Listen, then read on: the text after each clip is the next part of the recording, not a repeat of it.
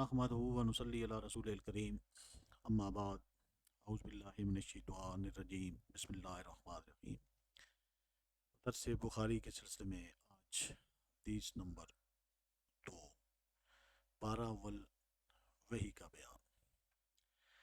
عبداللہ بن یوسف مالک شام بن عروہ ام المومنین حضرت عائشہ صدیقہ رضی اللہ تعالیٰ عنہما سے روایت ہے کہ حارث رضی اللہ تعالیٰ عنہ بن حشام نے رسول اللہ صلی اللہ علیہ وآلہ وسلم سے دریافت کیا کہ یا رسول اللہ صلی اللہ علیہ وآلہ وسلم، آپ صلی اللہ علیہ وآلہ وسلم کے پاس وحی کس طرح آتی ہے؟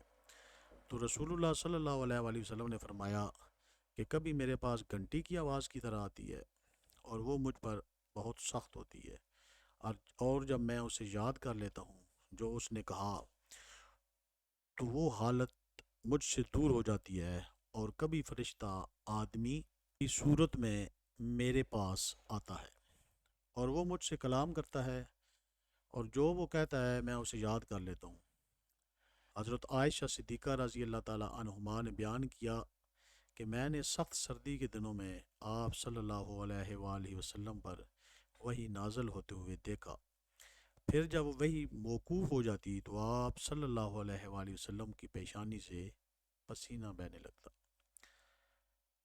صحیح بخاری شریف جلد اول صفحہ نمبر 81 اور 82۔ السلام علیکم ورحمۃ اللہ۔